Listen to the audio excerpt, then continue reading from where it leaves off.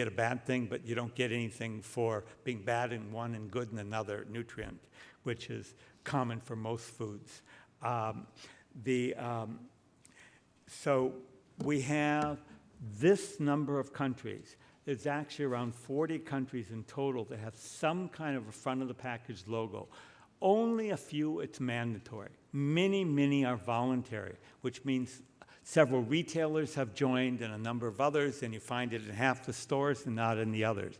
But Thailand has a required positive logo. Singapore has a required positive logo. Israel and Chile have a required negative logo. Peru has a required negative logo just starting in another year. Uruguay is implemented. It's theoretically going to start in the year. Brazil's in the midst of going through the final debates and other things to have a negative logo, all following the Chilean model, which I'll talk about in a second. And the Chilean model is a model where they took, if you had added sugar, added sodium, or added saturated fat, and if you had any of those, they also had an energy density requirement. And you could get a warning logo, a big triangle with a very set position on the package, a size description, very precisely done, so you could see it. You'll see when I show you a picture or two later. And they had that. Before they had that, they had a small tax. We just published a paper in PLOS Med that showed a tiny effect in prices and a small effect in purchasing from that tax. But then they passed this front of the package logo. Along with this, they passed a child marketing restriction, and along with that, they passed a restriction on any of the foods with the warning labels being brought into or sold in the schools. So it's a very comprehensive approach. Now, this summer, we're getting a new law that we've been working on that starts, probably just starting, that bans all advertising from 6 a.m. to 10 p.m. of any of these warning label foods. And after 10 p.m., between 10 p.m. and 1 and 6 a.m., you have to have a warning message. This is an unhealthy food if you advertise it. And you cannot see it on TV. So a soccer game can't show you a bottle of Coke with a warning logo. So you can see Coca-Cola name, but you can't see that, anything that would have the logo. So it's a fairly sophisticated law. We have a doctoral student at our place right now who wrote the law and worked on amending and putting the regulations in, and it's really quite good. But this is what it looks like. And just this summer, they moved to the second phase where it got you can see the sodium and sugar warning logos got much tighter in particular. And then in the third phase, the sodium and sugar get even somewhat tighter. And the interesting thing about this marketing law is it went beyond just marketing like in TV and such. It removed the characters from packages. No Tony the Tigers, none of these other characters on any package with the warning label, which really led to more legal disputes. Companies obviously gained a lot more from the characters than we ever thought. And I'll show you a little bit about that and give you a little sense of that. And it's been quite impactful for children, as we've learned from our focus group work. And they couldn't advertise in schools. Very comprehensive. So it's a comprehensive law. And some of the things they had to remove from packages, I just want to show you all the things that were on packages before the law that had kind of connotations of healthfulness or good things that would interest a parent, a child, or someone else. And you can see all sorts of different things here on this package with the different arrows of some of the ways they could push, and the characters, and focusing on kids and families. And this is what we got now instead. This is too much sugar. And these are the logos and the sizes of the logos that would appear on the packages, and you'll see. So we did, one of the things I can talk about, the only thing that we're kind of allowed to say much about now is a focus group. We did a lot of focus groups in low and middle income households, before and after.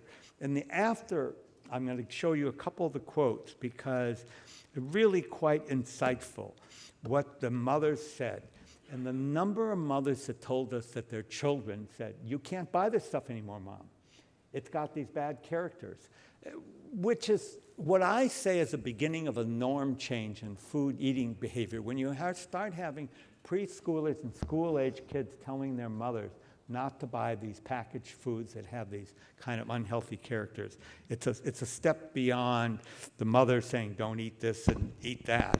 And it was repeated over and over again. And this was what the government had said in one public affairs ad. But you can see, and you go through the stores, and you see these packages everywhere with this stuff, these logos. And I want to tell you that in Brazil, instead of getting the Chilean logo, the industry was trying to push the traffic lights, and they tried pushing it in Peru because it's ineffective. They pushed all sorts of programs like trying to stop this kind of logo system. And part of the reason for the logo system being so effective is you can use it against marketing. You can use it in the schools very effectively. It's very easy for the schools to tell that's a bad product, you shouldn't be eating it in the school, and to have regulations like that, and to monitor it. So these are just some of the work. We haven't published, we presented to our evaluation advisory group all of our first-year results, and we're just waiting to get the one-year final results out, and we'll be publishing in the next year, and the results will be on marketing. On marketing, one of the most interesting things was the child ban led to a lot less child-directed advertising, both on children's TV and in adult TV. But the total advertising minutes didn't change. It just shifted over from children's TV into other TV that kids do watch. So that the child exposure doesn't change that much. The type of ads change some, and it's just a shift, so that the next advertising ban will be the one we'll be watching for its impact down the road. We have these two cohorts, one of preschoolers and one of adolescents that we're following. We also have purchase data. We have all the digitized TV data for the country that we're following, and we've created kind of samples from that, nationally representative samples of several weeks of TV time. And so we're studying all these different aspects. Purchasing changes were one of the first things we've looked at. Oops, let me go back. I can't exactly tell you the right purchasing results, but just from sugary beverages, our reductions were more than 45%. I won't tell you how much more, but it's a huge reduction in the first 6 months, adjusted against the trend of a decline, the additional decline that went on in the country. An amazing result compared to what we found in fiscal taxes. That's the equivalent of having a 40–50% tax. So really a very, very meaningful reduction that shocked all of us, the kinds of impact of this. Again, this is not one little policy. It's not just the front of the package profiling. It's a comprehensive package, which is really what we're all searching for in the end. We know one thing won't do it. We know a number of things will. But without fiscal action, but with these other kinds of policies. And these are the number of countries with different kinds of marketing laws. Most of them in red have like a 2 or 3 hour period when they banned TV. Chile had a full period for children's TV when over 20% of the audience was under the age of 14. So it was a good law by standards. It was very rigorously defined, very comprehensive. But still, we found the crossover. Most of these other laws are really quite meaningless. A couple of hours, they shifted out. You've seen many, many papers where either the voluntary or even these regulated marketing laws do nothing because they're not comprehensive. And I think that will show with Chile law, the next law, that you really need a total ban, just like in tobacco. So where do we want to go? Well, where we really want to go in the end is to change the culture of eating, and we all know that. And in some ways, Chile began to point to the fact that we need many policies to do that, and that we're just beginning. and we need to ultimately change a culture and a push for healthy eating. Chile is not getting healthy eating. It's getting rid of a lot of the unhealthy products. That doesn't mean they're eating whole grain bread. They're eating white bread. They're eating a lot of less healthy products, but they're certainly eating a lot less of the super unhealthy that is the first step in the process. Israel has gone a step beyond Chile. They're introducing the Chilean negative logos, but they're also putting in kind of a healthy green logo for super healthy foods, the fruits and vegetables, the whole grains, the healthy fats.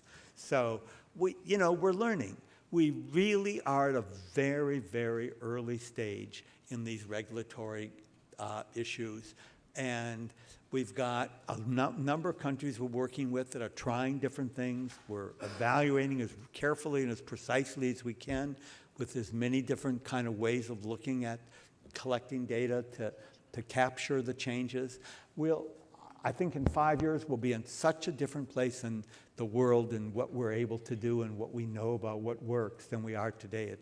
But even when Walter and I 5 or 6 years ago, maybe 8 years ago, started working with the Mexicans, it was just shocking how far we've come when you think of the tobacco world. So while it may look daunting, it may look difficult when California passes a law like they have, it's really trivial compared to what we started with in tobacco. Thank you.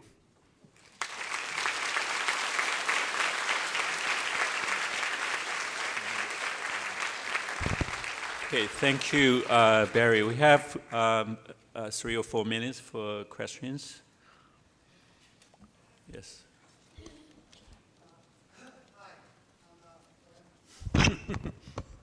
Thank you for coming down to the mic. Yeah, sure, why not if it's here.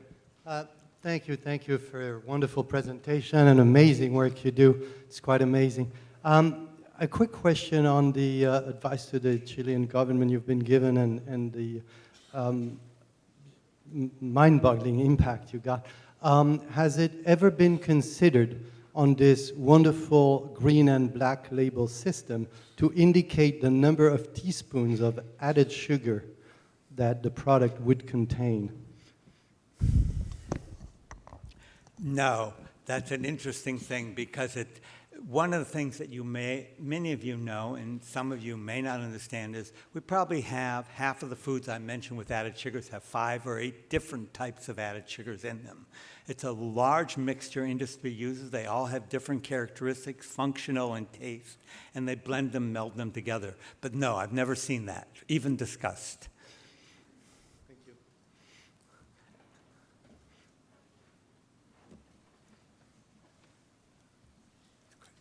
Kelly?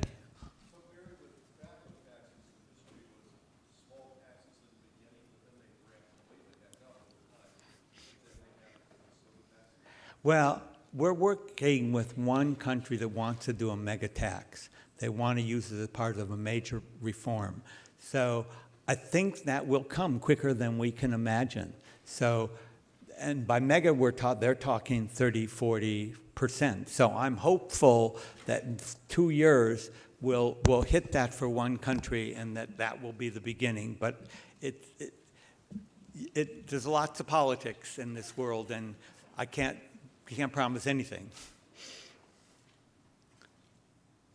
Can I ask a question? I think it's great work what you're doing in Chile, and I'm looking forward to hearing the results. And I also have a political question related to that. I understand that there's some pressure from the U.S.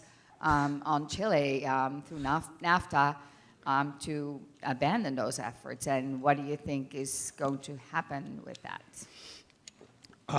The Chilean government wants to do a corporate tax reform, and they want to keep their tax money. So it's a conservative government, but they're not going to back down because they have other reasons that they want to gain and tax income. Yes, our government has been amazingly powerful Many of you probably know from the New York Times that in the NAFTA and also in CAFTA, the Central American Free Trade Agreement, they tried to put in something to ban the Chilean warning logo system and to put in something called the GDAs, this innocuous guideline for daily allowance at the bottom of our packages that do nothing and have every study shown to be the least impactful of any front of the package profiling system out there. So our government is actively working through trade and other policies to try to